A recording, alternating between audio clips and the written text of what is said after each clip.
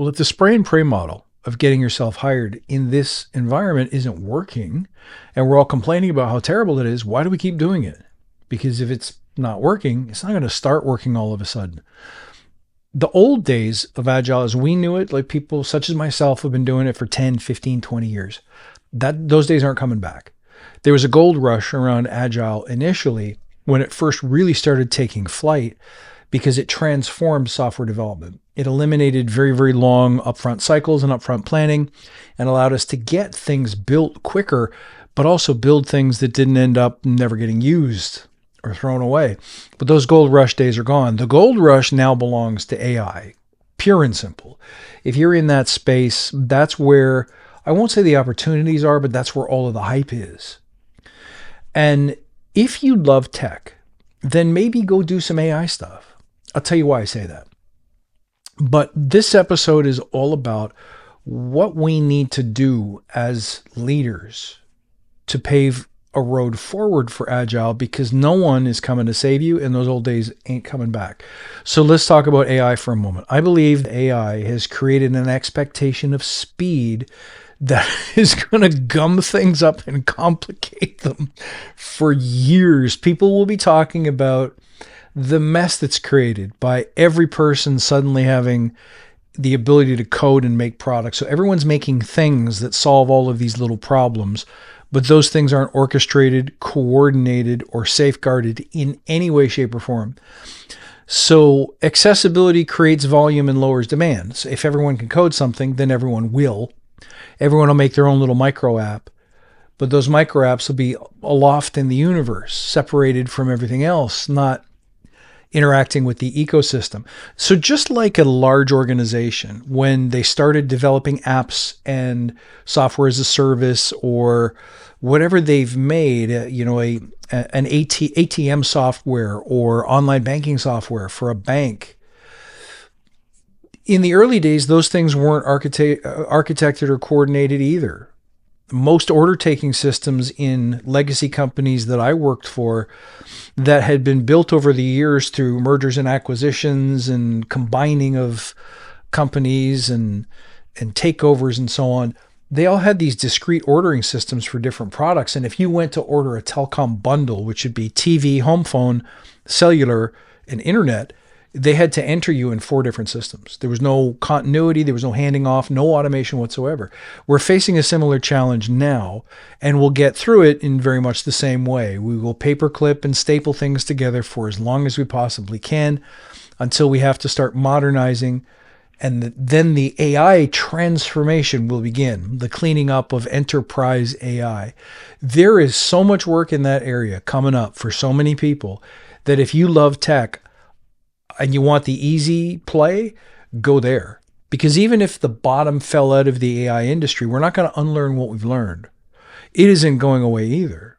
It'll always be here. So there will be opportunities and chances to learn and grow and contribute and do cool things in that space. But if you love Agile more, if what you really liked was the ability to bring teams together, have them communicate and work in different ways, have them grow through the introspection of retrospectives, have them learn facilitation and be great facilitators. If you love what Agile did to work, then you might be, I don't care if it's tech. And I'm not into the hype of AI right now. I don't kind of like the vibe. I like to do something different. Okay, cool. Then do something different. But waiting around for a Scrum Master job to come back and be relevant and in high demand is a bad way to go. It's a bad strategy. The truth is this, that unlike most technologies, nobody really owns Agile. There's people who invented it, but they don't really make money off of it for the most part. They comment on it. Some of them have disavowed themselves completely and stepped away. It has been a quarter century after all. But they're not coming back to give you a version 2. I talk about that all the time and have done for years now. We are the new leaders. We're the ones who decide what to do with it. And Agile has morphed and changed in the sense that the core premises haven't changed, but its usefulness has changed. The past 25 years have been solely focused on software development. And I'm saying Those days are over. If you go anywhere else in the organization, they've heard of Agile, but they have no idea what it means, and they certainly don't know how to do it. So where I'm enjoying playing right now is knocking on doors, small businesses, big businesses, and saying, hey, I can show you how to do this, or I can achieve this specific result for you, and then show you how I did it so that you can integrate it as a process or procedure in your organization, and you can enjoy and repeat that success.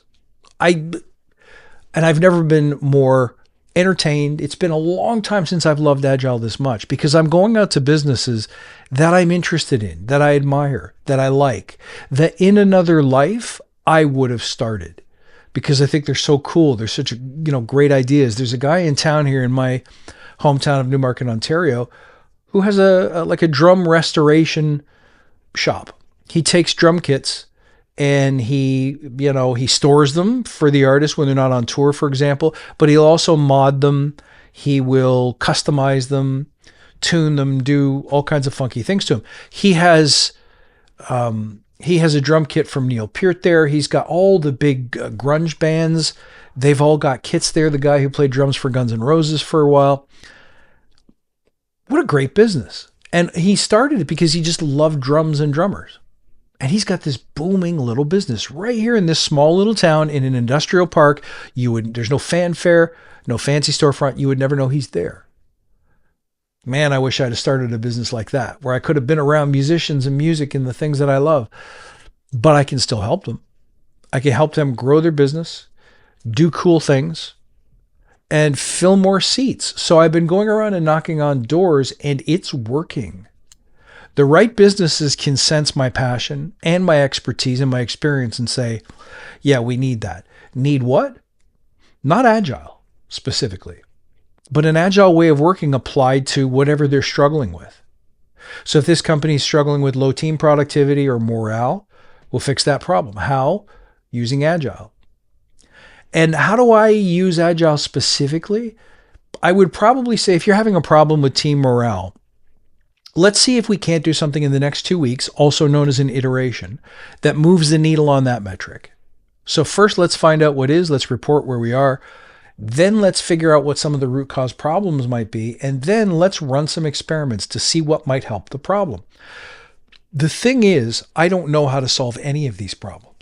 People come to me and say, we have problems with hiring quality. We have problems with some of our equipment conking out. We have problems. Some of those things are technical problems, but most of them are not. I don't have any idea how to solve most of those problems.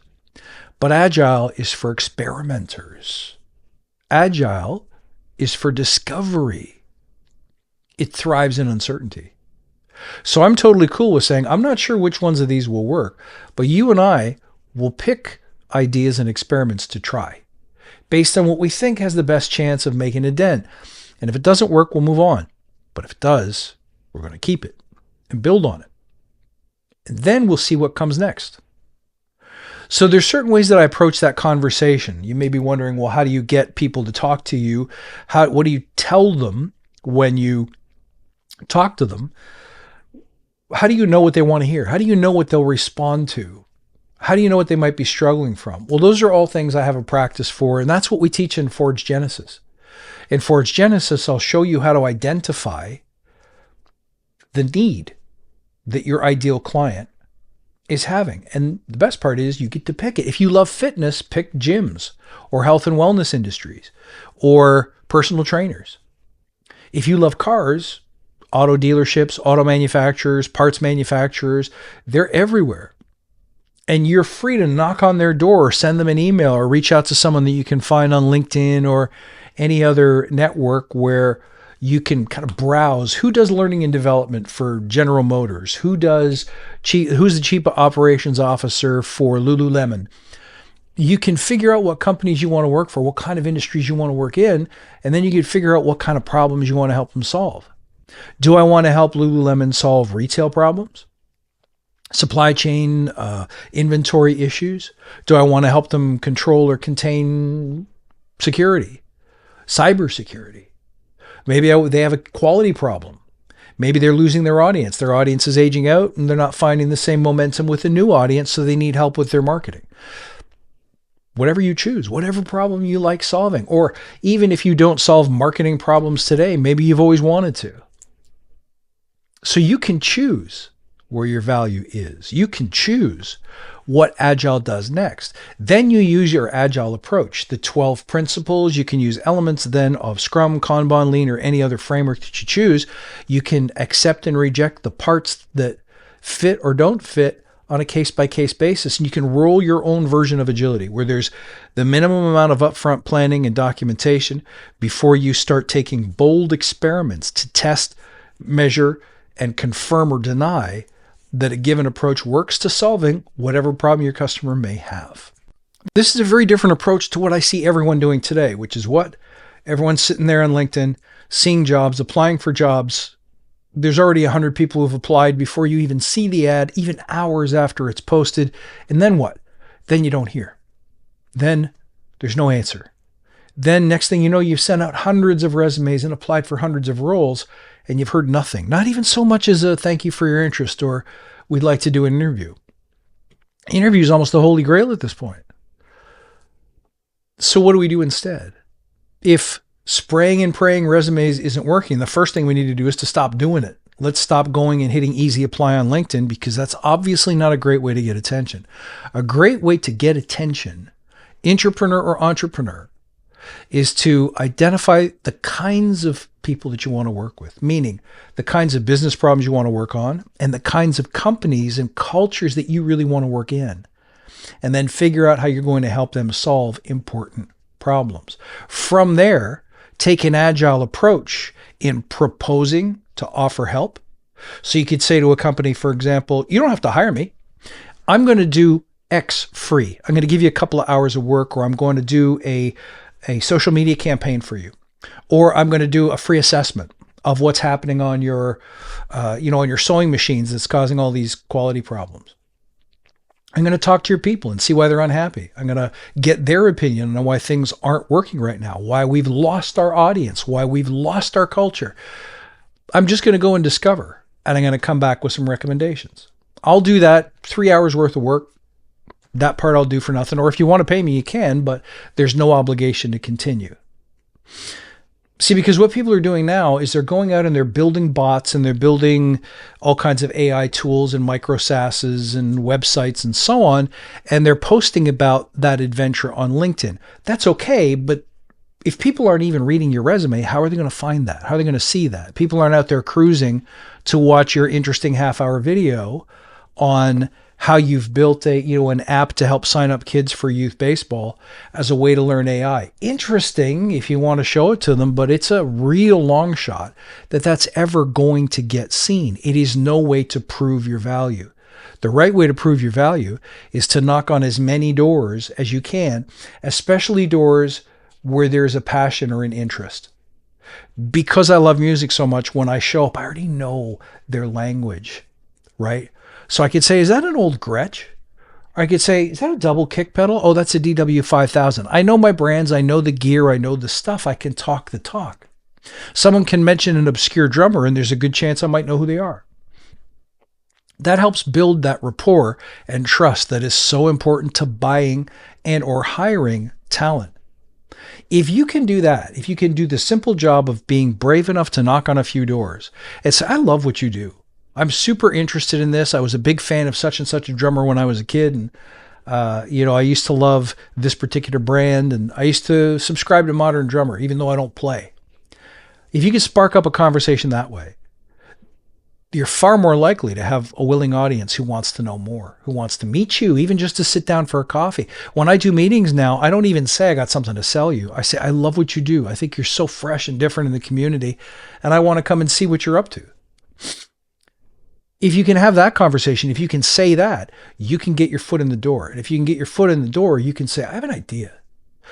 You can ask, what's the biggest problem that you're suffering? Or if you're really skilled, instead of creating a micro SaaS at home, you could be researching that industry, that company, and finding out where they're rising and falling, what their challenges are. So I can spot a company that's new, for example, that's niche, and say, I bet you have a problem with foot traffic. I bet you wish you could get more people in the store. And even if you get them in the store, wouldn't it be great if they came to the cash register and bought something. And that's probably not happening for you.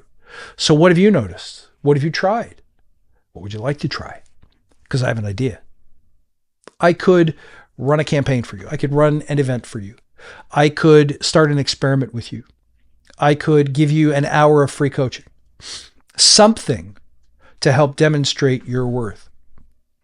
Because if you can do that, if people can see this person is really not only knowledgeable, but they're into our business, they care about what we do, they care about our survival, that's what creates a real bond between an innovator such as yourself and the people that you're helping. Because they're not shopping for our help. They know they have a problem, but they may not be aware that there's a solution. And if there is a solution, it's probably expensive and they're probably scared.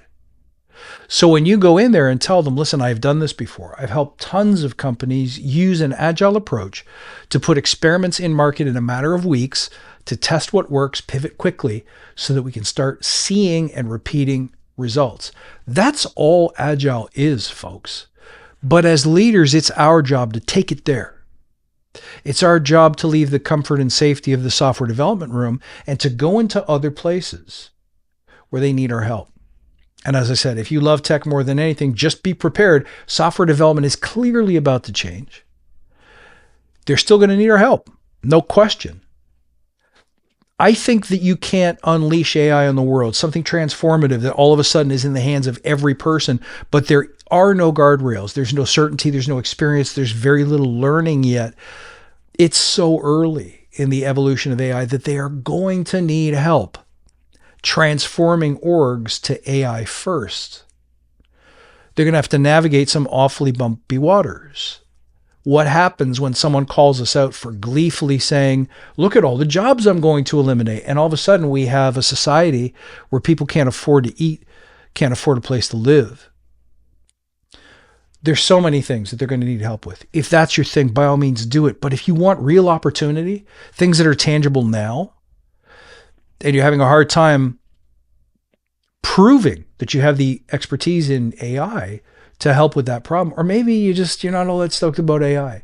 Maybe you like data analytics better. Maybe you like something to do with hardware or hardware tech or green tech. Maybe that's more your thing. Great. Go work for those companies. Go knock on those doors and say, I have a problem that I know you're struggling with. I happen to love your industry. 10 years ago, I had a choice to make. Either open a company like yours or go do the Agile thing. And I went and did the Agile thing.